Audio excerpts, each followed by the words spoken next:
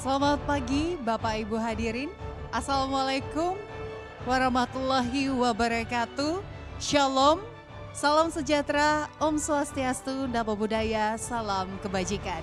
Selamat datang di Ballroom Hotel Indonesia Kempinski, Jakarta dalam acara Workshop Season Kata Data Sustainability Action for the Future Economy SAFE 2024. Ya, senang sekali saya Gesmi Sitanggang dapat menemani Bapak Ibu semua di kegiatan pada hari ini. Kata Data Indonesia kembali mempersembahkan sesi workshop dari Sustainability Action for the Future Economy SAFE 2024. Untuk menambah semangat pada pagi hari ini, boleh saya minta tepuk tangannya Bapak Ibu hadirin?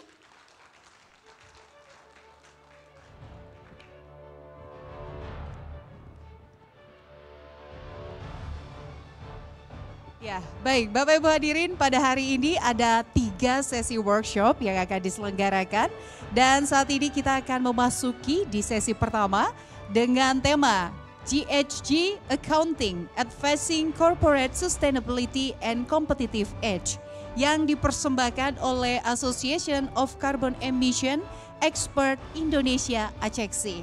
Dan kegiatan pagi ini akan dipandu langsung oleh moderator dari ACEXI.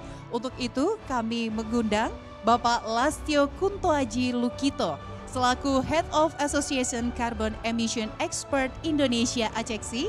Dan kami juga mengundang pembicara dari ACEXI, Bapak Brian Prambudita selaku Sekretari General of Association Carbon Emission Expert Indonesia ACEXI untuk dapat bergabung di atas panggung. Ya, boleh Bapak Ibu hadirin, kita berikan tepuk tangan kepada moderator dan pembicara kita pada hari ini. Silakan Bapak.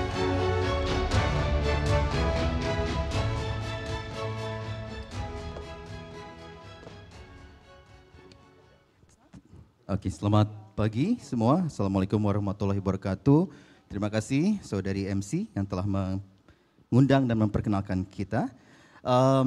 Hari ini seperti tadi sudah disampaikan oleh teman-teman, oleh rekan MC, kita ada di acara SAFE, ya, Sustainable Action for Future Economy. Untuk hari ini adalah workshop untuk Greenhouse Gas Accounting, Advancing Corporate Sustainability and Competitive Edge. Ya.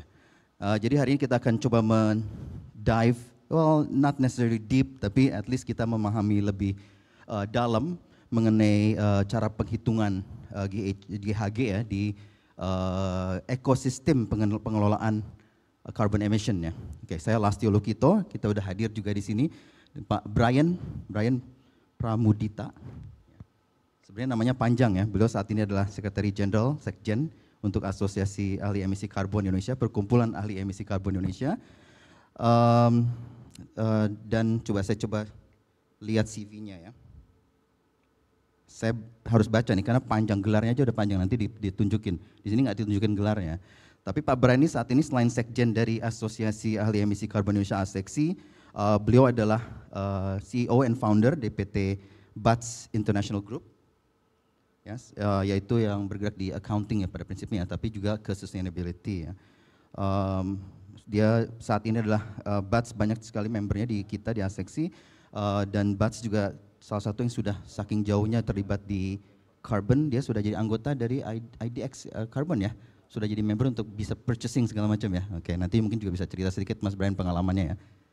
Beliau adalah lulusan UIN Jakarta, tapi juga punya S2 Magister Accounting di Universitas Trisakti, Jakarta. Dan untuk apa namanya nanti, nah ini udah kelihatan, nah itu kan panjang kan ya.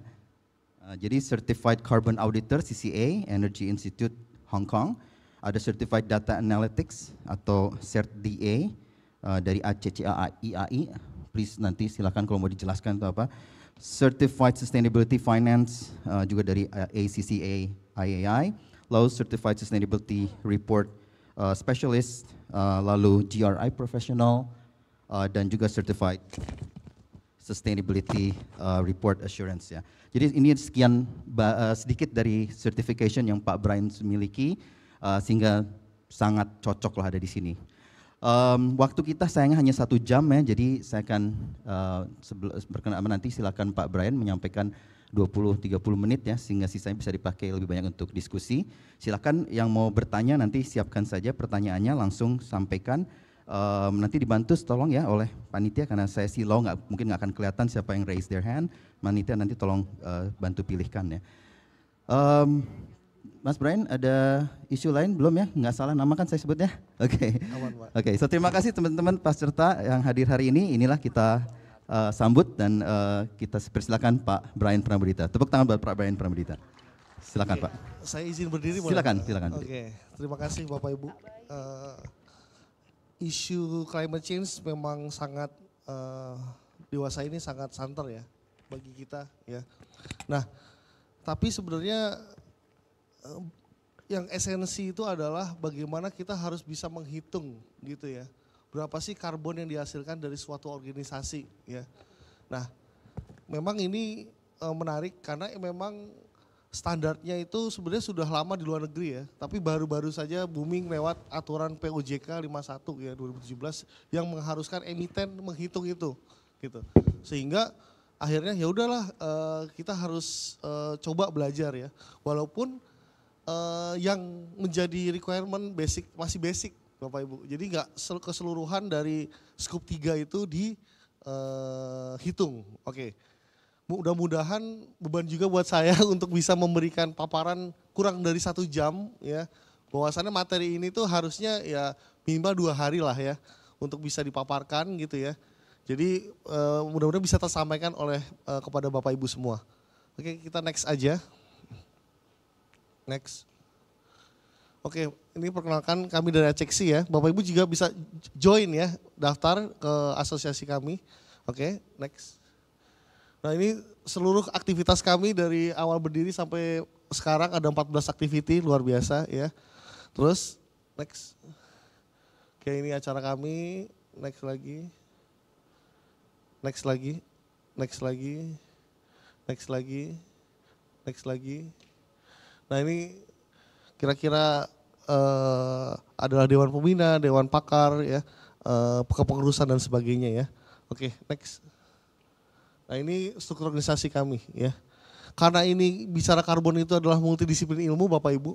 Jadi ada orang hukum ya, ada orang legal ya, ada orang accounting, ada finance, ada juga orang yang terlibat di setiap sektor ya yang menyumbang karbon gitu. Jadi multidisiplin ilmu ya. Oke, lanjut. Saat ini masih 156, ini ada linknya, silakan nanti Bapak Ibu join ya. Oke, terima kasih. Next. Oke, GAG Accounting Advancing Corporate Sustainability and Competitive Age. Oke, next. Hari ini disclaimer dari kami, next. Oke. Seperti yang harus kita ketahui bahwasannya ada 7 jenis gas ya yang bersifat itu merusak ya, yaitu 1 karbon dioksida ya, 2 metan ya, 3 itu adalah nitrogen dioksida ya, 4 hidrofluorokarbon ya, 5 fluorokarbon, 6 sulfur heksafluoroida, 7 nitrogen trifluoroida. Jadi kalau Bapak Ibu dulu pernah ikut IPA ya, waktu ingat nggak kimia, belajar kimia gitu ya, karbon gitu ya, ada rumus-rumus gitu ya. Saya nggak akan masuk ke situ gitu lebih dalam, tapi untuk diketahui saja bahwa ini adalah 7 sumber dari gas rumah kaca ya. Nah, kalau kita bayangin ketika kita bangun tidur ya, Bapak Ibu bangun tidur apa yang dilakukan? Itu bangun tidur.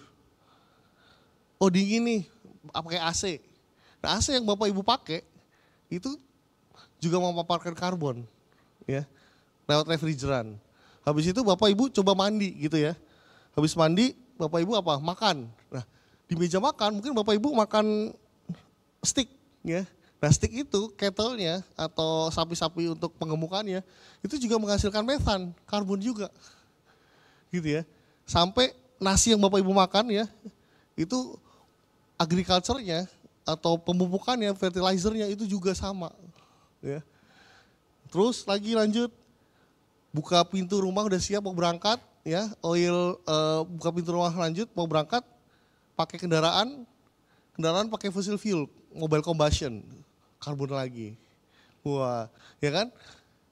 Jadi hampir keseluruhan apa yang kita lakukan semua ada activity yang menyumbang karbonnya gitu ya. Nah, di sini standarnya itu kita menghitung untuk organizational ya, bukan untuk individual. Oke ya, itu perlu dicatat pertama.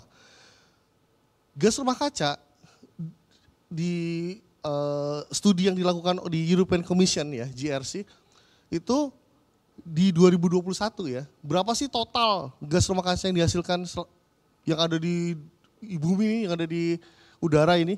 Ternyata ada 56,8 gigaton CO2.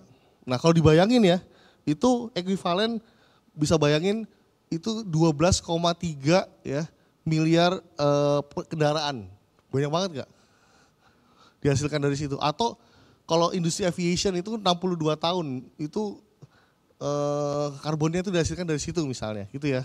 Terus kalau disandingkan itu berapa? Sekitar 16.200 pembangkit tenaga listrik batu bara. Banyak banget tuh kan. Atau setara juga 2,6 triliun pohon. Wah, sebanyak apa itu yang bisa direduksi dari CO2.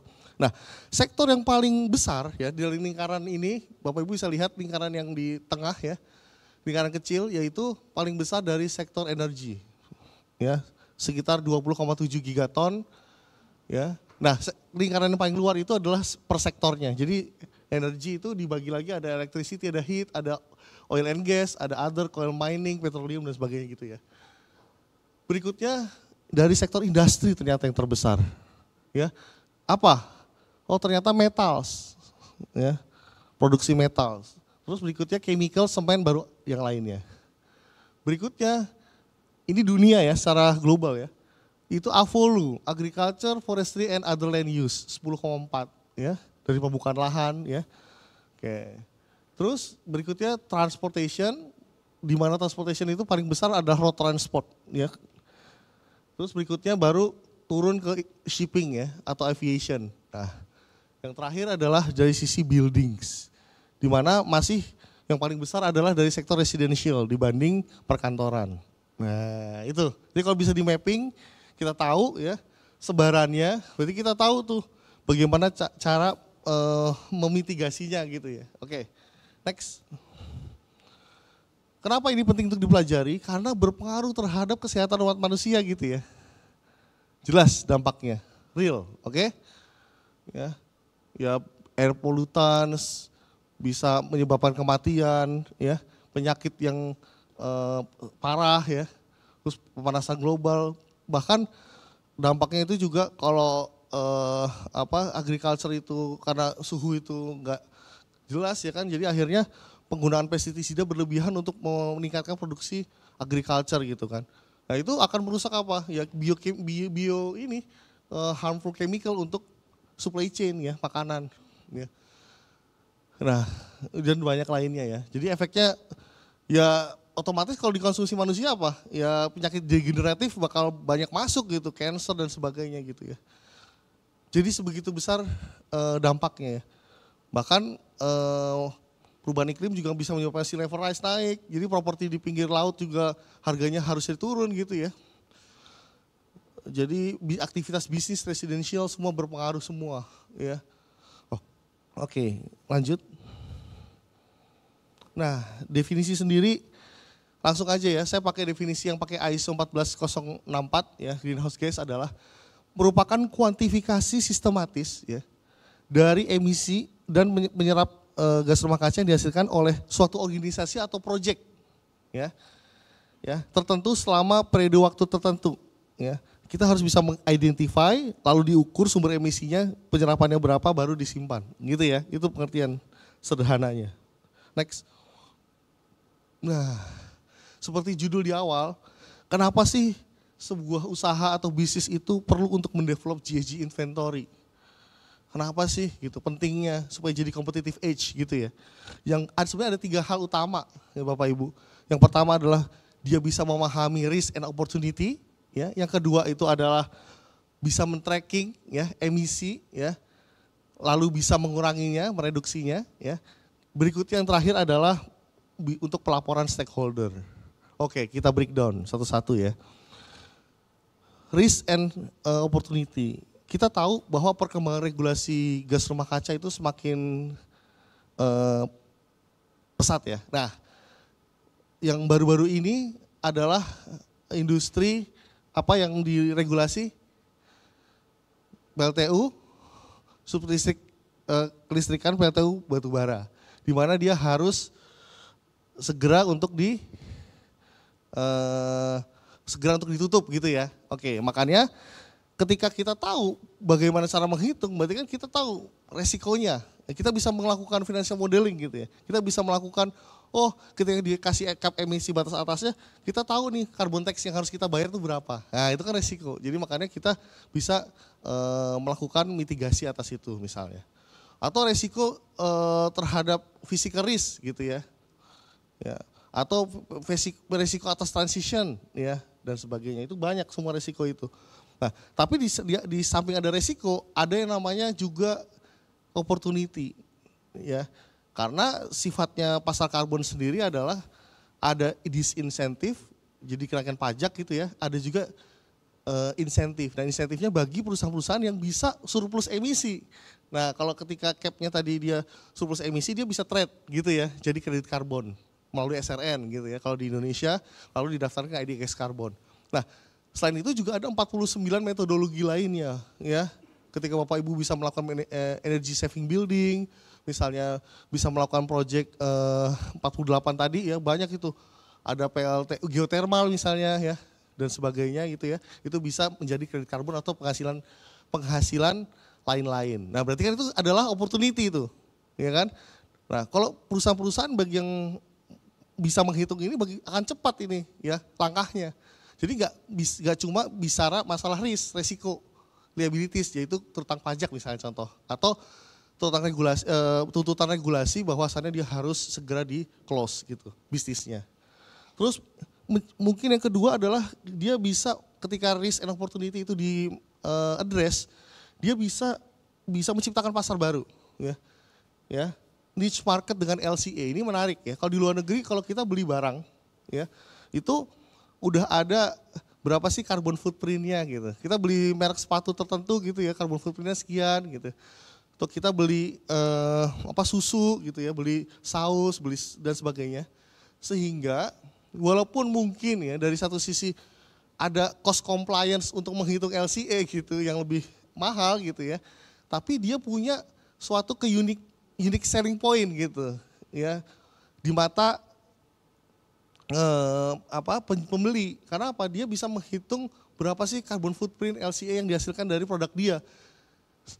Kalau dia jadi supplier perusahaan juga yang menghitung concern terhadap GHG, berarti kan dia dengan mudah bisa menghitung gitu ya GHG yang diabsorb oleh perusahaan berikutnya gitu ya, suppliernya. Nah, tapi dari sisi market ya, market sekarang justru kalau menurut saya Gen Z itu lebih vokal ya, lebih suka sama produk-produk yang even mahal tapi punya value tambahan gitu ya. Yaitu tadi bisa dampak lingkungannya juga diperkirakan. Bahkan saya punya saudara gitu ya, dia bilang ini coklat enak loh gitu ya, dari Jerman gitu, dia bilang coklatnya kok biasa aja, enggak beda, ini coklatnya perusahaannya itu nggak menggunakan pekerja usia di bawah umur misalnya gitu. Jadi concernnya sampai sebegitu gitu. Ketika dorongan market itu niche tertentu lah ya. Oke. Terus yang berikutnya adalah panduan bisa menjadi guideline ya, guideline untuk pengambilan keputusan investasi maupun pembelian. Ini masalah transition risk ya. Jadi kalau misalnya kita mau ubah jadi renewable energy kan kita butuh suatu dana yang besar ya. Keputusan investasi, pembelian yang sangat nggak sedikit, nggak mahal. Nah, ketika kita bisa menghitung ini, yaitu benefitnya. Oh, kita bisa perlahan. Misalnya gini, oh kita mau cepat-cepat untuk ganti surya panel misalnya. Kita cepat-cepat untuk ganti energi hijau. Ternyata hotspot dari emisi kita bukan di situ gitu loh. Kan, wah berarti kan nggak cocok sebenarnya. Gitu ya. Nah, jadi kelebihannya kayak seperti itu. Kita fokus misalnya, oh ini kurangin kertas gitu. Padahal bukan kertas sumber emisi terbesarnya misalnya, ya kan? Oh sumber emisi terbesarnya misalnya skup 3-nya, yaitu transportasi karyawan ke kantor misalnya atau bisnis travel dan sebagainya gitu. Terus yang kedua, men-tracking dan mengurangi emisi. Jelas ketika kita tahu hotspotnya, kita bisa membuat roadmap to net zero. Jadi artinya penetapan target reduksi emisi berikutnya ya. Lalu kita bisa mengukur performance-nya menggunakan base year. Jadi dari tahun ke tahun diukur. Dan terakhir kita juga bisa jadi acuan standar sektoral gitu ya. Oke. Terus yang terakhir bicara masalah laporan ke stakeholder. Kalau stakeholder kita adalah shareholder kita ya, pemegang saham kita yang concern ke dampak lingkungan, wah ini bahkan bagus banget gitu ya. Karena keputusan dia untuk investasi membeli mesin gitu bukan hanya mempertimbangkan cost, tapi mempertimbangkan apakah dampak karbonnya, lingkungannya besar atau enggak misalnya. Atau juga misalnya bisa juga shareholder yang fokus terhadap lingkungan itu ya dia akan concern ke wah ini perusahaan ini apakah merusak lingkungan seperti limbah dan sebagainya gitu ya. Itu bermasalah atau enggak, itu jadi pertimbangan dia untuk melakukan investasi gitu misalnya. Oke, kalau nomor 2 berikutnya adalah menaikkan value perusahaan melalui praktik ESG ya. Oh ini jelas ya, dampak lainnya akan jadi branding yang bagus bagi perusahaan, image yang bagus juga. Terus yang ketiga jelas mematuhi regulasi OJK. Yang terakhir itu adalah green finance ya, ini menarik ya. Jadi ketika kita bisa menghitung GHG, kita juga mendapatkan satu fasilitas ya dari perbankan ya. Salah satunya pengurangan suku bunga misalnya. Atau kita juga bisa mengajukan green bond ya, dengan suku bunga yang kompetitif ya. Oke, itu menarik, jadi banyak banget competitive edge-nya. Jadi nggak rugi lah kita bisa tahu dan bisa menghitung ini gitu intinya. Next. Nah, ini adalah contoh GHG report minimal ya, walaupun saya karena waktu terbatas banget, ini Bapak Ibu bisa membaca dulu. Ini adalah satu GHG yang dihasilkan oleh Apple. Kira-kira Bapak Ibu bisa baca gimana nih? Oke, saya karena nggak ada ini ya, sorry ya.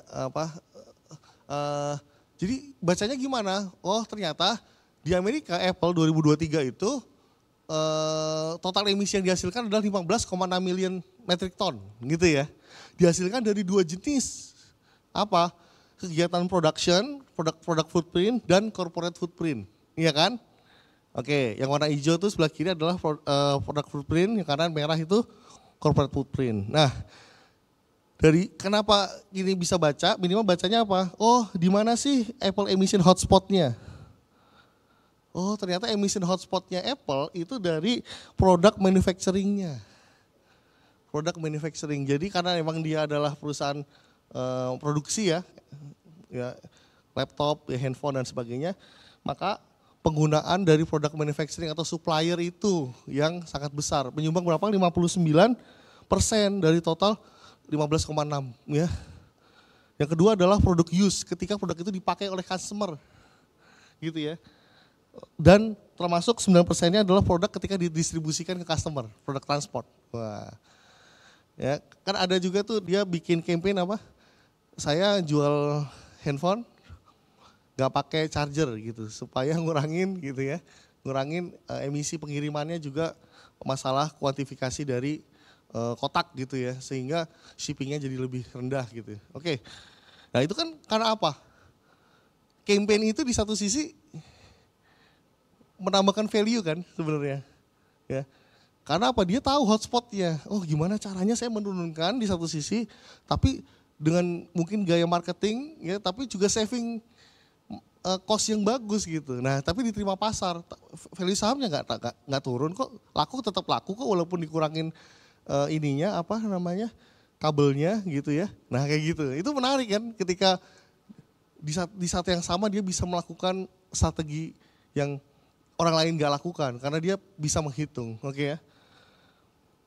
Kalau secara corporate ternyata apa yang paling besar sebelah kanan? Oh ternyata adalah business operation dari aktivitas bisnisnya ya. Ya oke. Nah kalau udah tahu hotspotnya, nah baru dia tahu cara oh ini loh yang akan direduksi, diturunkan gitu ya. Nah dari sisi Apple adalah oh dia harus menurunkan supplier energy efficiency. Jadi supplier yang mau jadi supplier Apple itu harus dikasih terms and condition. You harus bisa menurunkan scope 1, scope 2-nya. Dalam hal ini scope 2 untuk penggunaan electrification-nya. Nah sehingga nanti produk yang dibeli sama bahan baku Apple itu jadi nggak terlalu besar karbonnya. Nah seperti itu ya. Gitu, sehingga 59% tadi bisa turun gitu loh. Oke, terus dilakukan apa? Low carbon materials, pokoknya dia harus pakai low carbon materials ya. Terus dia harus supplier yang pakai clean energy gitu, supplier Apple. Terus direct emission abatement dan sebagainya ya. Oke, kita langsung aja next lagi. Nah, ini ada juga USA Unilever ya, saya kasih contoh ya. Dari total scope 1, 2, 3-nya itu beda ya penyajiannya Bapak Ibu ya. Beda kan? Cuma dari sini biar bisa belajar cara membaca dulu ya. Oke, sebelum menghitung nih ya. Nah, dia tuh base year-nya tuh lihat tuh 2018 itu sebagai dasar, tapi ini tampilnya datanya cuma baru dari 2021, 3 tahun ke belakang ya. 22, 23. Artinya dari base year, baseline 2018 dia turun. Nah gitu ya. Dari 103 ke 97 ke 87, berarti upaya dia untuk menurunkan emisinya berhasil lah. Ya, gitu ya, oke. Nah, ada yang garis-garis gitu ya, ada yang non garis-garis. Kenapa sih itu bisa terjadi gitu? Nah, nanti lebih dalam juga kita ajarin ya. Jadi, ternyata ada not in scope net zero roadmap. Jadi dia pernah menghitung nih karbonnya gitu ya. Nah, tapi karbonnya itu ada adjustment. Karena apa? Nih, karena ada proses akuisisi. Dia beli perusahaan. Ya, terus ada aktivitas divestasi. Dia juga jual perusahaan, jual ini bisnis. Juga ada emission factor restatement. Oh, emisi faktornya salah. Misalnya harus pakai tier 1, tier 2, tier 3 gitu ya. EPA atau DEFRA gitu ya, atau regional gitu kan, tier 2 gitu ya, faktor pengkali emisinya gitu ya, dia salah, nah, dia bisa melakukan restate gitu, boleh ya, boleh, jadi artinya boleh dilakukan itu. Saya kasih contoh yang rasional ya, terus dia melakukan adjustment scope, oh dia adjust, sehingga scope yang tadi yang salah itu jadi nggak jadi dasar perhitungan dia untuk melakukan net zero gitu ya, nah, tapi kan secara pelaporan itu wajib untuk diungkap, disclosure. Nanti saya ajarin juga bahwa ada semacam principle base ya, yang harus basic 5 principle base yang harus dijalankan penghitung ini. Seperti itu ya. Nah, dari 2003 87 ternyata 79,55 million tonnya itu adalah yang jadi roadmap net zero ya. Tuh, 67-nya dari sourcing ingredients and finished good. Terus berikutnya manufacturing products, packaging, dan managing logistik dan overhead lainnya. Oke, kita jadi tahu ya hotspotnya yang mana. Jadi kita tahu strategi mereduksinya gitu ya. Oke, lanjut. Wah ini contoh lagi nih, Hong Kong. Tes HSBC 2023. Ini bank, ya kan? Ayo kita transformasi digital gitu ya, untuk menurunkan karbon, benar gitu. Tapi apakah transformasi digital itu misalnya menurunkan penggunaan kertas itu merupakan satu yang signifikan bagi bank? Oh ternyata enggak, bukan penggunaan kertas yang gede, tapi apa? Oh ternyata scope 15 tuh, scope 3 kategori 15 ya. Nah itu ya, yaitu apa? Dari sektor yang oil and gas, bagaimana dia menginvestment. Jadi bagaimana si bank itu melakukan pinjaman ke sektor-sektor yang energinya bersih gitu. Nah saat ini dia melakukan oil and gas, power utilities ya.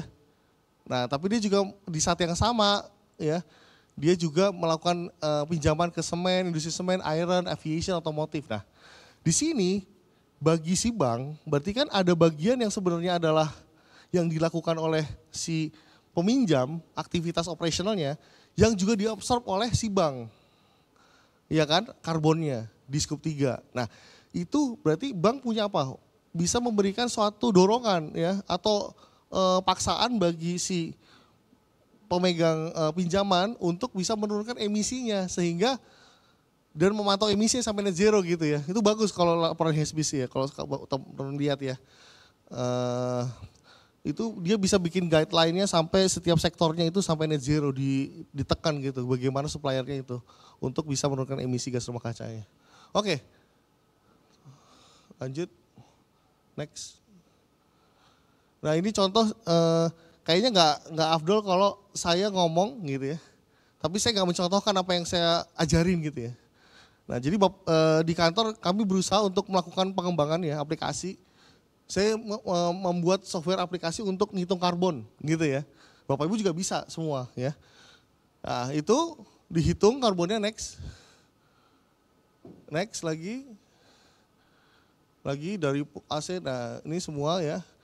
Kita bikin ESG-nya next lagi. Ya ini emisi scope 1-nya kita 5,4 ton ini 2023 ya.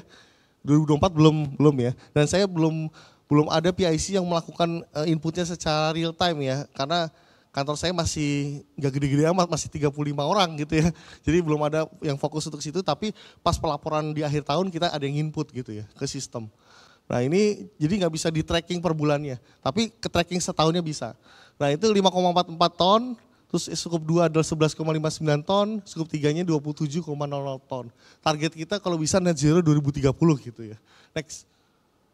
Nah ini carbon footprint-nya ya dihitung. Nah ini per bulan nih Januari, oh kita paling banyak pakai mobile combustion, fugitive, AC gitu ya. Oke sampai Desember, next. Nah perjalanannya ya, ini total skup 2 listrik yang digunakan kantor, ini bulan-bulan kalau akuntan, bulan-bulan lembur ya. Bulan keempat lapor pajak, OJK ya sebagainya, sama bulan 4 tambahan ya. Agustus ya. Untuk yang closing perusahaan-perusahaan Juli to June ya, Agustus baru Desember, nah itu mulai lagi peak. Jadi lembur listrik gede banget pemakaiannya gitu ya. Terus berikutnya scope 3 adalah nih ya dari aktivitas bisnis travel kita. Nah saya juga bikin smart ini ya. Jadi nggak harus kita misalnya tiba-tiba semua ganti mobil EV gitu ya. Itu gampangnya ya, enaknya gitu ya. Kalau ada dananya gitu. Tapi kalau nggak ada kan gimana ya. Oke itu bertahap ya. Tapi saya bikin smart travel misalnya gitu ya. Untuk yang perjalanan mungkin ya deket-deket kayak gini kita pakai taksi lah. Kita pakai yang electrify gitu ya. Kita nggak usah pakai kendaraan yang pakai combustion di kantor misalnya gitu ya. Terus misalnya kalau pulaunya beda berapa jarak kita nggak usah pakai pesawat lah, kita masih pakai mobil gitu. Kita pokoknya berusaha untuk mereduksi itu semua gitu. Jadi jangan patah semangat ya untuk bisa mereduksi. Jadi banyak caranya gitu ya. Oke. Sampai pembelian waste juga sama. Oke, next. Nah ini contoh kita ini saya nggak ngeklaim secara ini ya sebenarnya secara publication, coba secara internal aja bahwa kita sudah membeli kredit karbon di bursa karbon Bapak Ibu. Jadi Bapak Ibu ayo dong gitu. Daftar perusahaan ke bursa karbon, beli karbon, jadi bisa meng-offset ya. Nah, sehingga Bapak Ibu bisa karbon neutral gitu ya. Oke kalau kita bikin seperti standarnya SBTi, wah bisa tapi kan berat banget gitu ya. Kalau menurut saya di awal-awal ini adalah yang penting awareness dulu gitu. Ya, bisa menghitung dulu. Jadi teman-teman supaya rame itu bursa karbon. Masa nggak ada yang beli gitu ya, maksudnya sayang ya. Tapi udah lumayan banyak sekarang ya. Nah itu di aturannya memang di Permen LHK 2021, 2022 bilang kalau industri kayak saya itu harus ada buffer kreditnya sekitar 5%. Jadi saya emisi yang 53, saya harus beli 5% buffer, jadi saya harus beli 54, 45 gitu. Nah gitu ya, jadi teman-teman ayo dong gitu ya. Bisa sama-sama apa ya namanya berpartisipasi gitu ya. Oke lanjut. Mas Brian 5 more minutes tapi saya kasih 10 menit ya. Boleh kan? Boleh. Oke, silakan. Oke ini nggak usah, ini ESG aja next. Ini ESG di kantor kita nggak usah. Oke kita masuk ke greenhouse gas. Accounting, ngitung langsung. Next. Nah ini ya, scope 1, scope 2, scope 3. Gambarnya seperti ini ya. Scope 1 itu yang tengah ya Bapak Ibu, reporting company facilities, company vehicles gitu ya. Itu emisi yang direct ya, yang dihasilkan oleh own facilities ya, atau kendaraan yang kita punya. Oke. Scope 2 itu adalah indirect, pembelian purchase power ya, energi, oke. Kalau di luar negeri itu kan ada gedung yang sekalian AC dan sekalian pemanas ya. Kan kita nggak tahu tagihannya kan. Kalau kita kan bayar listrik aja, tagihannya sesuai dengan semua harga rentnya, rentalnya. Nah itu termasuk ya pemanasnya. Ya. Kalau di Indonesia nggak ada. Oke. Nah tantangannya sebenarnya adalah bisa menghitung scope 3 nih teman-teman. Ya Bapak Ibu semua. Yaitu dari aktivitas upstream activity dan downstream. Ya. Nah, apa aktivitas upstream ya dari pembelian bahan baku sampai ya pengolahan sampai distribusi ya sampai bisnis travel sampai sewa kantor gitu, sewa kendaraan. Downstream itu apa yang sudah didistribusi kepada seller berikutnya ya atau produksi berikutnya, processing sold goods, pemakaian ke end user itu juga dihitung gitu ya. Kalau baju nih berapa sih nanti masa usangnya, jadi kalau di LCA itu harus ada lifetime ya, lifetime penggunaan. Oh kalau dipakai user itu tahan 5 tahun, nanti masuk ke TPA dia akan rusak 3 tahun misalnya, itu dihitung LCA-nya gitu ya. Oke kita nggak usah sampai dalam sampai sebanyak itu ya, nanti nggak selesai ya. Oke, terus list aset, franchise sampai investment, tadi yang saya bilang bank itu di investment concernnya. Jadi ternyata setiap sektor itu punya ya hotspot yang beda-beda, nah itu yang harus kita ketahui ya. Oke lanjut. Nah, metodologi menghitungnya itu ada 3, Bapak Ibu. Spend based method, ya, activity based method, sama hybrid. Pak, perusahaan kita kan nggak ada data gitu, wajar sih. Kalau tahun pertama menghitung pasti nggak lengkap. Dan it's okay, nggak apa-apa gitu loh. Jangan kecil hati, oh jadi itu jadi saya nggak mau hitung, nggak. Hitunglah, karena spend based itu diatur di standar, boleh gitu loh. Ya bukannya nggak keren loh pakai spend base, ya kan? Karena nggak exact angkanya. Yang paling bagus kan harusnya activity base, ya kan? Karena kalau activity base kan real. Ya. Karena apa? Ya spend base kan misalnya saya beli bensin. Nah bensinnya itu harga sekarang 15.000. Saya beli 10 liter, 140.000 gitu ya. Nah berarti nanti ketika kita faktor emisi pakai angka yang spend base 140.000. Nah 2 minggu kemudian bensin habis, harga bensinnya naik. Ya. Jadi saya bayar 100 berapa? 80.000 katakanlah, ya. Tapi penggunaan bensin yang masih 15 liter. Nah, jadi kan apa namanya? Enggak real ya. Karbon yang dihasilkan karena apa? Fluktuatif dari harga, penggunaan harga. Iya kan? Nah, yang benar tuh apa? Yang standar activity based method. Nah ini yang paling sulit memang, yaitu apa? Dicatat kilometernya, dicatat penggunaan mobilnya berapa kali, jaraknya. Nah itu kan real, ya bukan spend base. Nah sekarang saat ini mungkin teman-teman masih ngitungnya spend base, tapi nggak apa-apa. Bagi yang sudah biasa bikin ESG report udah di atas tahun ketiga itu biasanya udah mau changing sih sebenarnya, harusnya ke activity base. Yang paling bagus lagi sebenarnya adalah hybrid ya. Hybrid jadi gabungan keduanya ketika data misalnya ada yang nggak lengkap. Jadi saya jadi yang karena saya mau activity semua gitu ya, yang ini nggak bisa kehitung spend base-nya, jadi nggak dihitung. Nah kan nggak boleh.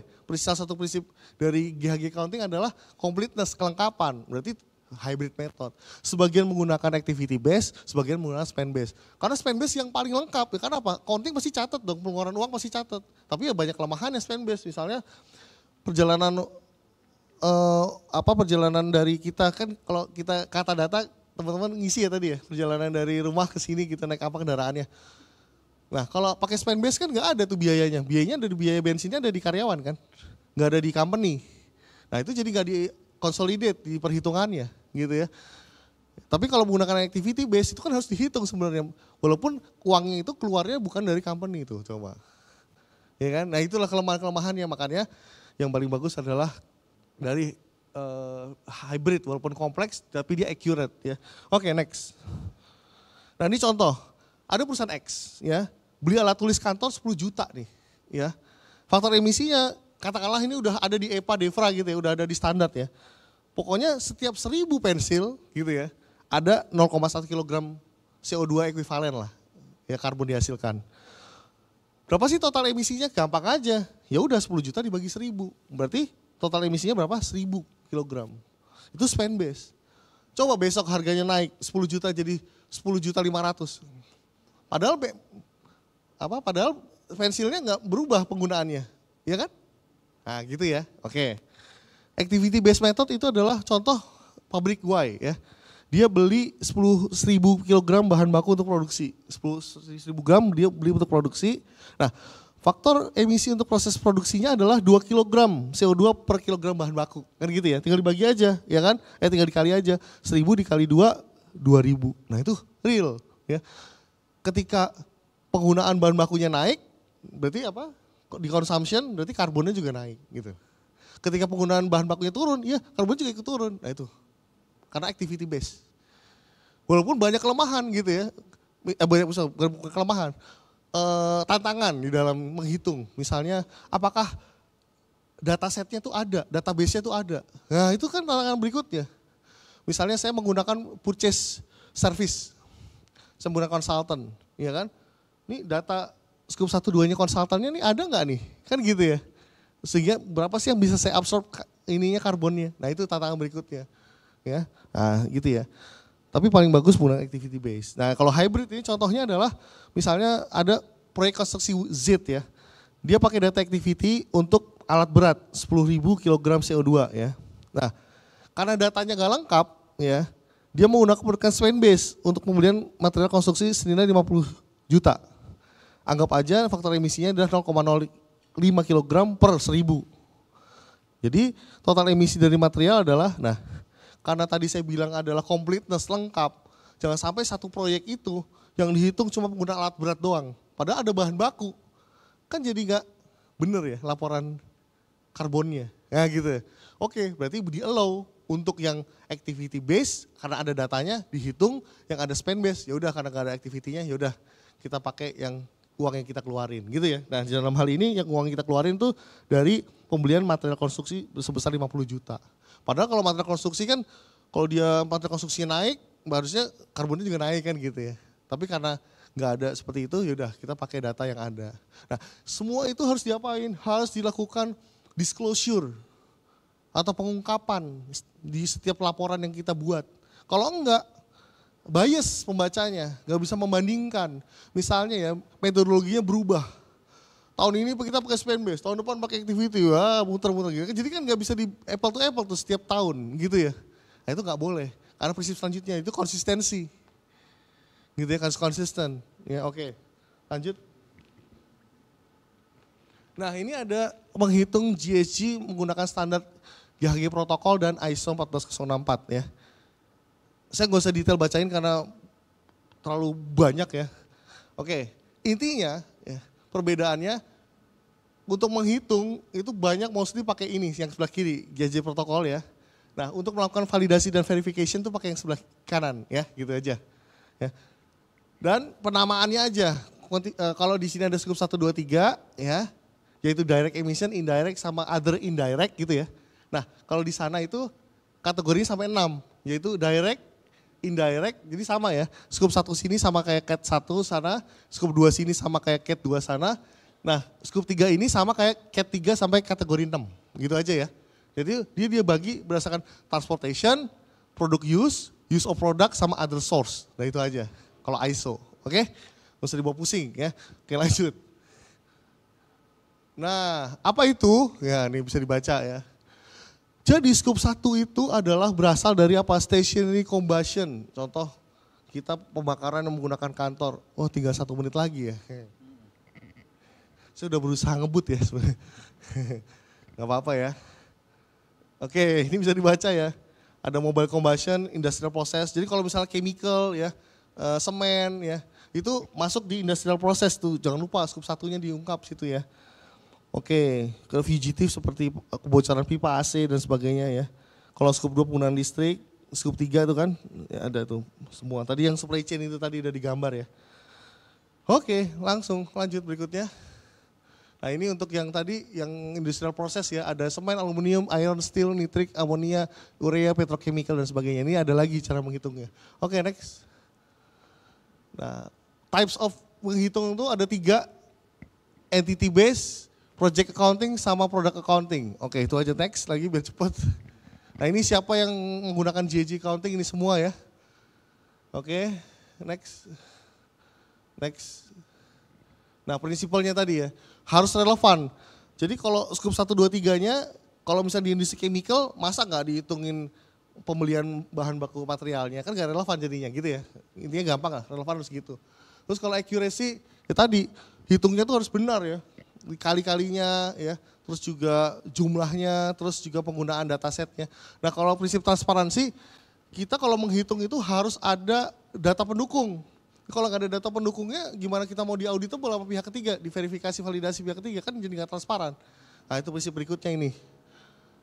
Terus completeness, dia juga harus komplit yang tadi saya bilang. Jangan sampai nih, wah ini Pak berat, karena kan kita induk perusahaan, anak perusahaan ada 7.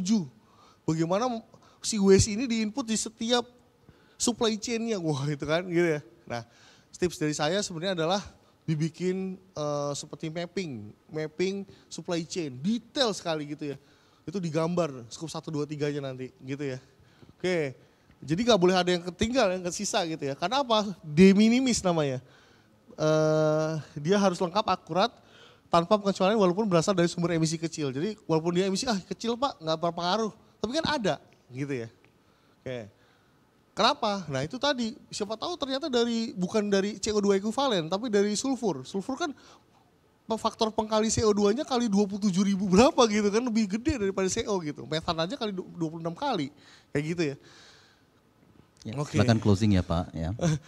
Konsisten ya, harus konsisten. Jadi tadi dari tahun ke tahun itu bisa diukur dan kalaupun ada adjustment itu karena sesuatu hal, misal akuisisi, karena dia salah menggunakan metodologi dan sebagainya. Next. Nah ini contoh, misalnya ada perusahaan franchise body shop ya. Nah body shop itu datanya apa sih? Misalnya dia ada di mall, di Kokas ya, di lantai berapa tuh, lantai paling bawah tuh kan. Dia pengen ketahuin berapa sih yang dia akan hitung, kan susah ya. Datanya cuma dapat apa dari vendor, tagihan rental kan. Rental sewa kan, padahal itu kan harus dihitung di body shop headquarternya. Nah, berarti gimana? Karena datasetnya nggak ada, ya dia harus bikin semacam apa? Ya mengawasi secara langsung konsumsi energi, diakur. Oh lampunya ada 4 gitu ya. Oh 4 nyala dari jam sekian sampai jam sekian, penggunaan airnya. Nah kayak gitu, jadi harus dipikirkan next stage-nya untuk menghitung datanya, ya, untuk mengkolek datanya. Oke? Sayang waktunya nih Mas Brian, bagaimana? Ada 1-2 slide yang mau di-highlight dulu atau langsung? Oke.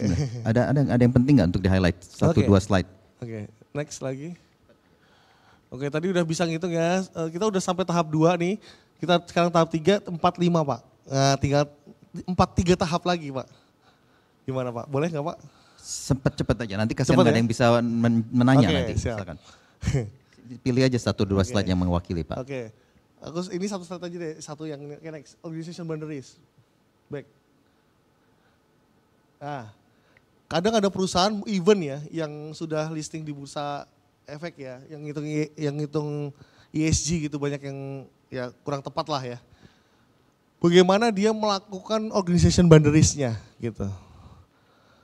Nah di sini sebenarnya organization boundaries itu harus pakai 3 ya. Equity, based on equity, based on finance or operational boundaries. 3 itu.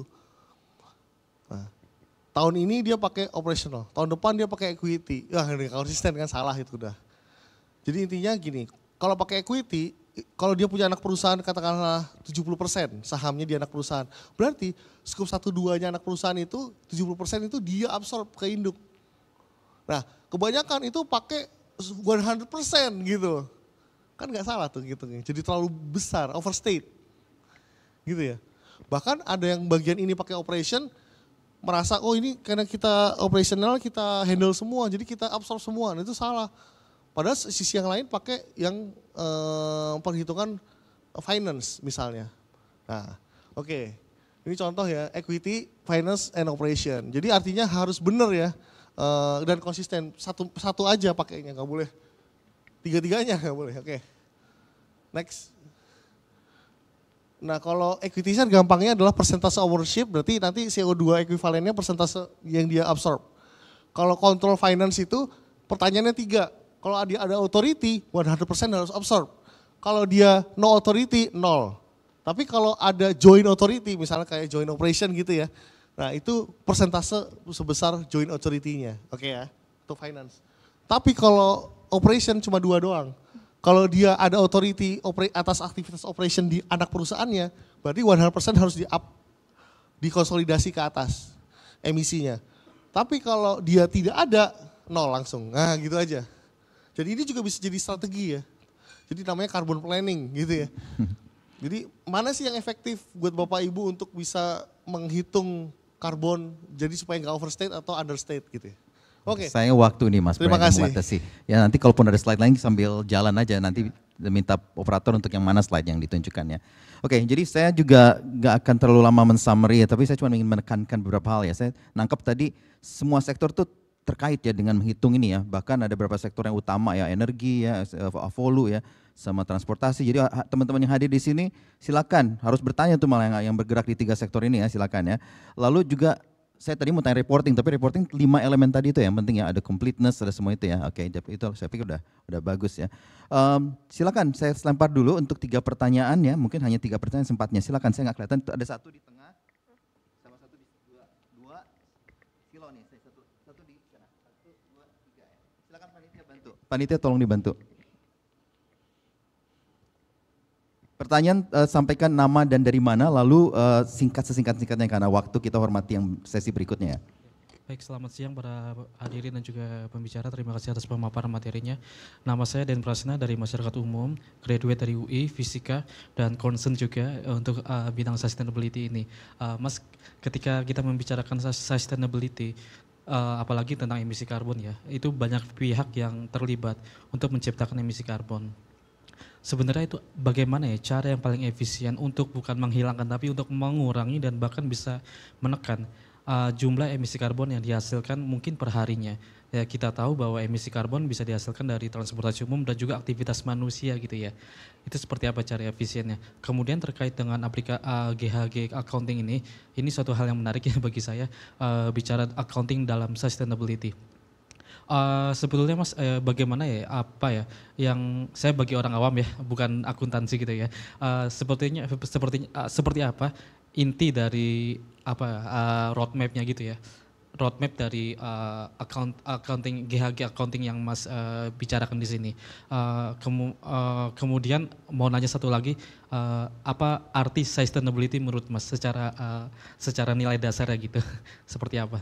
Sekian dan terima kasih. Mas Brian, kita langsung jawab aja, nanti yang satu setelah selesai baru jawab ya, baru tanya ya, karena saya nggak mencatat biar waktunya juga singkat, langsung jawab Mas. Oke.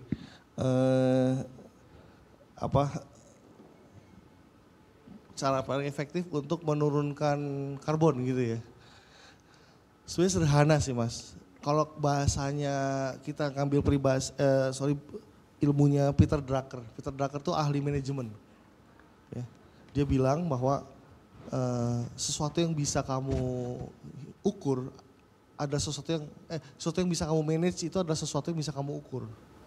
Jadi kalau ada sesuatu nih, kita mau manage itu kan bisa kita up atau bisa kita down, turunin, atau kita bisa lebarin atau sering gitu minimize. Nah, itu berarti apa? Karena kita bisa ukur itu. Nah, bagaimana ngukurnya? Pertama kita harus belajar ini dulu nih. Nah, GHG itu diukur nih. Mana sih sumber hotspotnya? Tadi hotspot dari supply chain, rantai nilai ya kan. Oh ternyata ini. Nah ini yang akan jadi sasaran kita untuk melakukan reduksi karbon secara total misalnya. Nah kan nanti dibagi stage-nya tuh. Misalnya kita punya roadmap, langsung ke nomor 2. Roadmap net zero kita misalnya 2045 misalnya. Berarti berapa tahun lagi? Misalnya 18 tahun lagi dari sekarang. Nah tarik mundur aja. Kalau karbon yang dihasilkan dari baseline kita bisa 100.000 ton, ya kan? Oh, kita mau net zero nih, berarti kan minimal 95% tuh turun, betul nggak? Nah, hotspotnya misalnya 50% dari penggunaan listrik, 30%-nya dari perjalanan misalnya, dan sebagainya. Nah, kita tadi tahu prioritas mana yang kita akan lakukan pengelolaan itu. Menurunkan itu, kan gitu. Apakah kita ganti EV, tapi kan ganti EV itu tadi misalnya nggak semurah itu misalnya. Kan kalau corporate besar itu kan nggak main-main, kalau pergantian mobil kan harus dihitung ya, capex-nya, opex-nya dan sebagainya gitu ya. Nah jangan sampai, balik lagi pertanyaan ketiga, sustainability. Jangan sampai kita mau, bahasa sekarang tuh ikut-ikutan sustainability, tapi kita sendiri nggak sustain. Nah itu bahaya juga kan.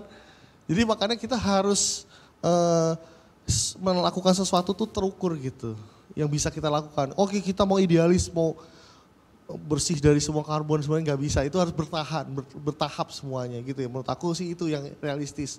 Jadi kalau nggak ada impact, nah jadi biasanya filosofinya. Jadi kalau nggak ada impact ke kita ya secara direct ya, terutama mengenai ESG tadi, people, planet, profit.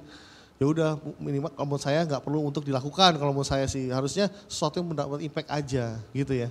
Nah itu jadi lebih real aja langkahnya gitu, sustainability-nya gitu. Oke. Mas Brian, mungkin ada pertanyaan yang tersirat di situ adalah roadmap ya tadi ya. Maksudnya dikaitkan mungkin dengan the bigger picture. Apa kita mendukung NDC, apa kita juga dikaitkan dengan tema future economy, apakah prosperity atau profit, mungkin I don't know, silakan. Good ya. Jadi memang kalau di agenda dunia, kalau Mas mungkin nanti bisa ke booth yang situ kan ada tuh yang ini ya, ngasih apa namanya paparan-paparan yang sifatnya exhibition lah ya.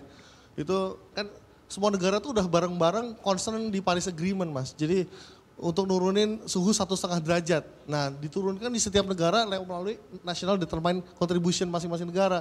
Nah Indonesia sendiri ya atas kemampuan sendiri dan kemampuan internasional gitu, saling bantu-bantu nurunin. Nah kebetulan di Indonesia sendiri sektor yang utama tuh masih energi, Avolu gitu ya, IPPU gitu ya.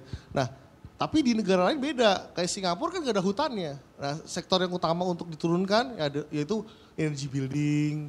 Energy building dalamnya banyak, ada perkantoran, residential, apartemen, mungkin ada hospital kayak gitu ya. Shipping, transportation dia utama gitu ya. Kalau Indonesia transportation belum masuk ke NDC gitu, jadi artinya secara global ya, secara global kita tuh punya agenda bersama untuk bisa menurunkan suhu bumi itu ya, jangan naik terus gitu ya. Kalau naik terus ya nanti bahayanya macam-macam gitu ya. Tadi misalnya pergeseran dari biodiversity dari hewan-hewan di hutan lah, hewan di hutan pindah ke tempat-tempat manusia jadinya penyakitnya juga berpindah gitu ya dan sebagainya, itu macam-macam lah. Oke, seperti itu sih menurut saya. Jadi itu Pak. Prosperity atau profit? Prosperity Pak. Prosperity ya. Prosperity kan bersama semua. Ya, jadi kita semua ya, kan ada tadi semua. kesehatan, impactnya kan ke kesehatan, tapi prosperity adalah ekonomi secara bersama ya. Ya, bukan bisa membantu juga menyumbang kepada tema kegiatan ini ya. Silakan langsung aja pertanyaan kedua karena kita waktu terbatas. Yang mana yang udah megang mic ya silakan perkenalkan dan tanya yang singkat. Terima kasih, nama saya Akbar Fitri. Dalam hal ini saya dari Dewan Kopi Indonesia dan ada small company yang bergerak bidang komoditi ya. Nah sebenarnya kalau lihat paparannya ini bagus banget, tapi ini kan untuk konsumsi korporasi gitu, apalagi korporasinya yang big itu gampang dilakukan kalau tinggal regulasinya perketat, kasih hukuman itu kalau dia tidak lakukan pasti dia celaka sendiri gitu. Nah cuman di bidang saya itu lebih banyak ke sektor volu tadi ya, agriculture, land use and forestry gitu. Nah di situ memang kami agak keteteran karena yang kita hadapi kan keberpihakan kami di smallholder gitu. Sawit aja 6 juta sekian hektar itu gimana cara itu kita dorong supaya report emisinya juga bisa dilakukan. Nah, di kopi 1,2 juta hektar segala macam. Tapi ya saya pikir konsep ini kita bisa terjemahkan ke tingkat situ gitu. Nah tergantung entitas yang kita ingin perkuat di tingkat kelompok tani hutan, LMDH dan lain sebagainya itu bisa dilakukan sebenarnya. Tapi metodologinya kita adopt dari sini, tinggal memang perlu kerja keras. Nah pertanyaan saya, kan yang kalau lihat mekanismenya itu kan di SRN terus masuk di bursa kan, itu kan rata-rata pemainnya korporasi semua Pak. Nah bagaimana kami yang dari smallholder ini bisa berkontribusi gitu. Padahal kalau kami ngomong karbon semua sepertinya orang semua tahu semua karbon duitnya banyak gitu katanya. Padahal nggak ngerti gitu kan gitu. Nah yang kami lakukan, yang saya sendiri pribadi lakukan kemarin menghitung memvalidasi result based payment rate plus, dapat duit banyak tapi ternyata sangat kurang, tidak mampu untuk memperbaiki hulu gitu. Nah, yang sudah rusak dan atau mungkin dirusak. Nah ini padahal disitulah smallholder berada gitu. Nah itu yang saya ingin dalami, bagaimana supaya smallholder bisa ikut berkontribusi di situ. Sehingga sektor volunya juga itu tertangani. Kalau yang energi dan semua itu urusan company yang besar lah. Terima kasih Pak. Oke, luar biasa. Luar biasa bertanya. Tuh, ini terima kasih Pak Akbar. Setahu saya Pak Akbar nih member dari ASEXI nih Pak. Oke, jadi silakan Pak, ini menarik ya karena ya we're not companies, nggak semua orang adalah company. How do we do this? Ya menarik Pak, benar. Nah, karena sudah ada mau nggak mau udah ada NEK ya Pak ya. NEK jadi nilai ekonomi karbon, jadi semuanya harus didaftarkan di SRN ya. Beda sebelum ada NEK, Bapak Ibu kalau proyeknya bisa langsung ke luar negeri ya, diverifikasi atau divalidasi oleh Vera ya, oleh Gold Standard dan sebagainya, memenuhi metodologi mereka, terus dijual di luar negeri gitu ya dengan harga yang oke gitu ya. Nah sekarang memang Indonesia itu kan punya regulasi ya NEK, jadi artinya supaya nggak double counting gitu ya, nanti ngeklaim saya punya hutan di sini, saya udah kredit karbonin, nanti di sana ngeklaim lagi gitu ya. Jadi semua satu bank data gitu intinya di Indo. Nah memang kalau tadi Bapak curhat bahwasannya pakai mekanisme vintage, Red Plus, dapat RBP gitu ya, Research Based Payment itu memang salah satu cara ya untuk menurunkan NDC, kan ada 4 cara kan, ya kan, mandatory market gitu ya, mandatory nih yang saya bilang tadi, jadi secara regulasi itu wajib turunkan NDC tadi, itu energi tadi, pertama adalah subsektor kelistrikan batu bara, ya kan, dikasih caranya adalah dikasih cap kan, batas atas, you nggak boleh kalau lebih di batas atas you dikenain pajak gitu ya, atau enggak you beli surplus defisit, surplus dari sesamanya dulu gitu ya, oke, itu yang wajib tuh mandat ya NDC. Nah satu lagi yang voluntary yang nggak termasuk situ, misalnya kayak tadi Apple kan mungkin perusahaan teknologi gitu ya, atau kita saya kayak consulting kayak saya kan ya siapa tuh, saya nggak menyumbang emisi besar, tapi kan saya concern ke lingkungan gitu, makanya yaudah saya mau beli kredit karbon lah dari bursa efek gitu ya, kan ikutan, saya mau ikutan nih ke voluntary, pasar voluntary oke, masuk. Nah tadi RBP dan tax ya, oke. Memang Pak kalau di RBP sendiri memang jauh kurang karena memang dananya memang dana terbatas ya, karena kan dari negara maju yang disalurkan ke sini, bahkan konsultannya juga harus pakai konsultan sana juga gitu. Jadi akhirnya uang yang diserap sini juga nggak banyak. Oke. Makanya yang harus kita dorong tuh adalah di sektor yang 2, yaitu yang mandatory dan voluntary tadi untuk perdagangan karbon. Nah, perdagangan karbon ini harus segera dibuka nih. Ketika ada perdagangan namanya market, ya kan di situ ada insentif, ada disinsentif. Nah, salah satunya kalau Bapak tadi adalah mendapatkan insentif. Nah, insentifnya adalah Bapak telah menjaga hutan gitu ya. Telah menjaga dari aktivitas deforestation atau afforestation gitu ya, atau mangrove dan sebagainya. Bapak daftarkan itu metodologinya di SRN itu ada.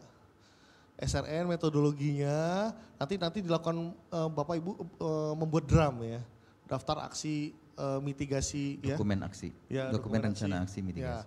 DRAM buat 3 bulan, nanti diverifikasi, nanti di ACC atau enggak, nanti diverifikasi ulang, lalu divalidasi oleh LVV, sekarang udah 5 ya, nggak cuma 4 gitu ya. Nah setelah itu baru bisa masuk bursa karbon. Nah tadi Bapak bilang pemain besar, nah sekarang itu dimungkinkan di IDX karbon untuk pemain yang kecil-kecil. Jadi artinya agregat. Jadi misalnya Bapak punya lahan di sini sekian puluh ribu hektar, sekian belas hektar, sekian ribu, itu dijadiin satu Pak. Nah nanti struktur law-nya harus dibikin satu PT yang untuk bisa ya secara holding konsesi karbonnya dia yang akan pegang gitu, dia akan bertanggung jawab. Karena kan ketika once you dapat kredit karbon harga oke gitu, mungkin sekarang oke ya masih ini ya 55.800 harganya sama kayak geothermal ya. Mudah-mudahan harusnya kalau di pasar internasional kalau hutan harusnya lebih mahal Pak ya, karena kan di dalamnya juga dia nature based solution kan, kualitasnya harusnya lebih bagus daripada teknologi based solution. Kalau harganya harusnya lebih di atas lah, bukan 55.000, juga $4 kredit karbonnya, mungkin bisa $20 gitu ya. Nah sehingga uang itu bisa masuk diharapkan, nah kapan itu terjadi ya harus dibuka juga pasar karbon, gak cuma di Indo, kan sekarang masih ditahani di Indo ya Pak ya. Mudah-mudahan di pelantikan presiden yang baru ya, itu NEK-nya ada revisi. Nah ketika ada revisi NEK, sehingga dibuka tuh, marketnya keluar juga. Nah sehingga uang yang tadi dari luar itu membeli kredit karbon itu bisa kita investasikan untuk green project di Indo. Gitu loh, jadi supaya jalan. Nah kalau saran saya dari saat ini adalah mungkin Bapak beserta asosiasi, ya teman-teman asosiasi lain dikumpulin nih, ayo bareng-bareng. Ayo kita kumpul, kita bikin konsesi bersama ya, untuk bisa daftar. Nah masalahnya memang harus berbadan hukum Pak. Ya, badan hukum kan nggak harus bicaranya korporasi besar kan, badan hukum kecil PT biasa juga bisa. Yang penting berbadan hukum karena ada nilai ekonomi karbonnya. Berarti kan ada sesuatu yang dipertanggungjawabkan secara hukum gitu ya. Ntar dituntut kalau misalnya ada yang salah, ada yang kurang, ada yang lebih, ada yang overclaim dan sebagainya gitu ya. Nah makanya harus PT Pak, nanti Bapak atas nama PT nanti mengelola itu semua, nanti perjanjian, kumpulin, masukin ke SRN gitu. Nanti dibuatlah drum dan sebagainya. Insya Allah bisa kok Pak, itu diakomodir semuanya. Saat ini masih ada 75 proyek yang ngantri untuk lepas entah ke IDX atau non IDX. Karena kan bisa juga kalau IDX itu namanya secondary market Pak. Primary marketnya itu namanya di SRN. Artinya once ya kita udah terdaftar di SRN artinya green project kita udah diakuin kok gitu ya Pak. Nah tinggal Bapak mau jual B2B, ya bisa Bapak misalnya jual kredit karbonnya Bapak ke perusahaan tambang-tambang yang merusak karbon lah misalnya, atau yang membutuhkan kredit karbon itu bisa langsung direct atau melalui bursa karbon, seperti itu ya. Menurut aku itu Pak. Terima kasih. Terima kasih Pak Brian. Banyak sekali istilah-istilah teknis juga di sini. SRN misalnya bagi yang awam, sistem registrasi nasional di bawah pengelolaan KLHK. Lalu ada technical, ada RBP, result based payment, banyak, nanti kita lain waktu kita bahas. Silakan pertanyaan berikutnya atau terakhir juga kayaknya. Mana tadi? Mohon bantuan panitia. Silakan nama, dari mana, dan pertanyaan singkat. Terima kasih. Nama saya Prihat Maka. Saya dari konsultan. Pertanyaannya singkatnya seperti ini Pak. Saya awam sebenarnya tentang ekonomi karbon ini. Tapi saya tertarik karena kebetulan saya di industri geotermal, konsultan untuk geotermal. Nah, awamnya saya seperti ini. Jadi ketika sekarang kan sedang ada Olimpiade di Paris Pak ya, Olimpiade di Prancis ya, di Prancis. Nah, di sana itu kepanitiaannya dia menerapkan ekonomi karbon dalam pelaksanaannya. Nah, ternyata dalam pelaksanaannya tersebut banyak keluhan dari para peserta. Salah satu contohnya tidak adanya pendingin ruangan. Karena karena ekonomi karbon tadi kan, untuk mengurangi emisi karbon. Nah, untuk kasus di Indonesia, kira-kira ada nggak step-step yang mungkin dari resmi atau rencana jangka panjang yang resmi dari pemerintah misalkan, atau dari industri yang untuk menuju ke sana, tapi tidak mengesampingkan ibaratnya kenyamanan, atau tidak mengesampingkan kalau mungkin di sini istilahnya pertumbuhan ekonomi dari si pelaku itu sendiri. Jadi jangan sampai kita mau menerapkan kredit karbon tapi ternyata jadi malah menghambat perekonomian begitu. Ada nggak step-step menuju ke sana, atau yang resminya gitu, atau rencana jangka panjang apa seperti itu Pak? Jadi penerapan tapi tidak mengurangi pertumbuhan ekonomi atau kenyamanan dari masyarakat. Demikian Pak pertanyaannya.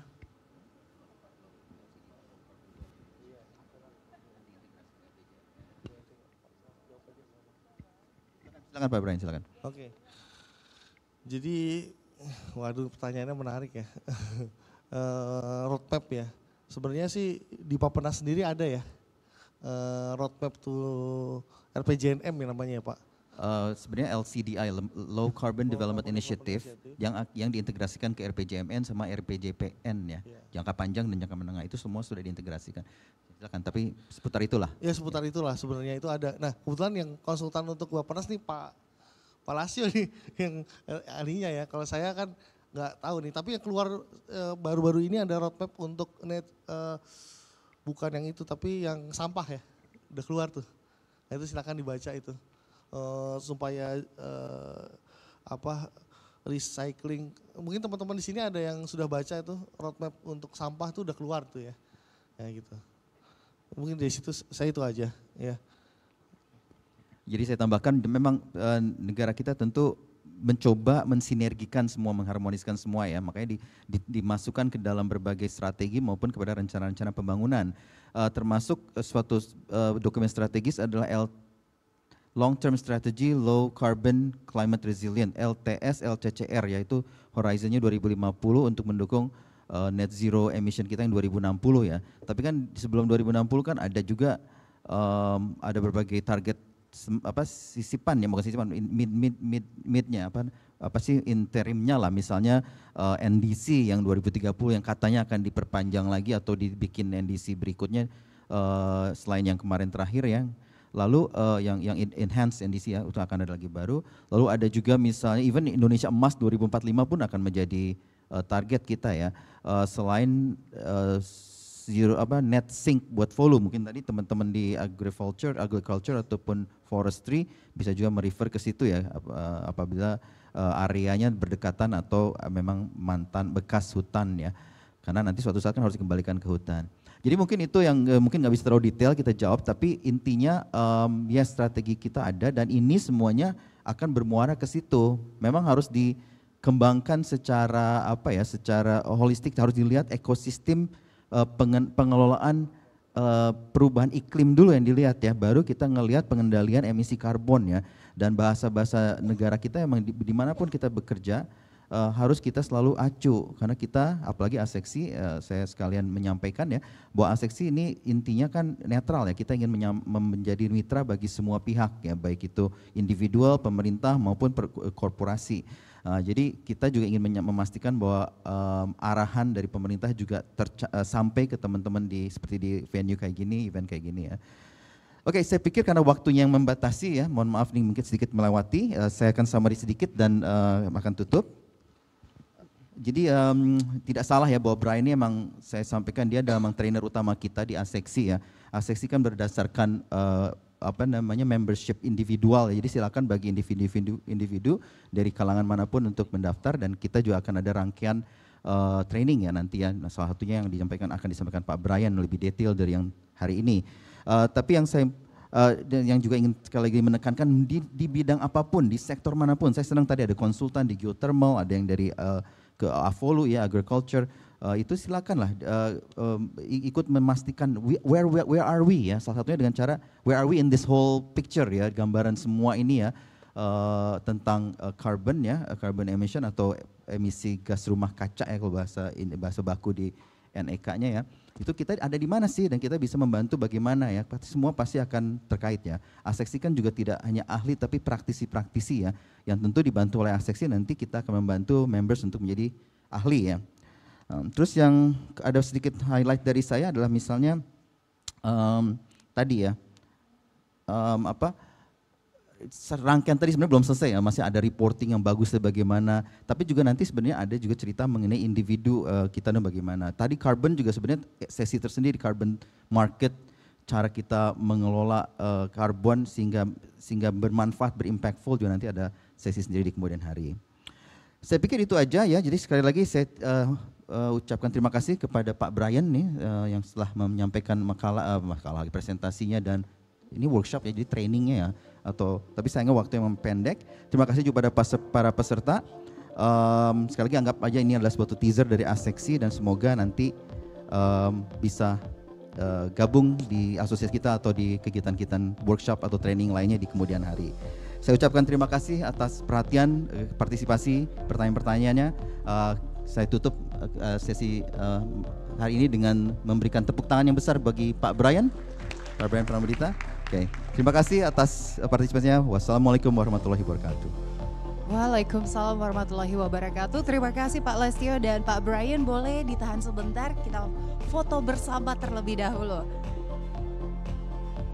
Ya, kepada juru kamera boleh bersiap, kita abadikan momen kali ini. Oh, saya juga diajak. Oke, baik.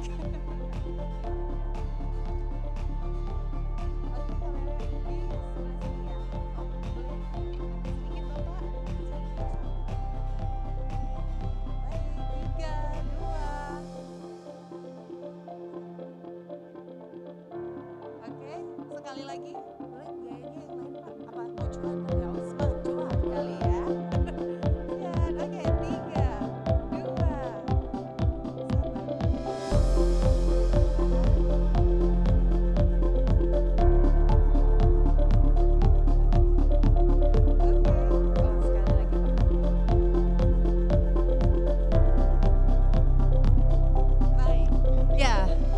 gitu.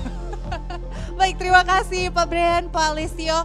Sekali lagi Bapak Ibu kita berikan tepuk tangan yang meriah kepada pembicara dan moderator kita hari ini.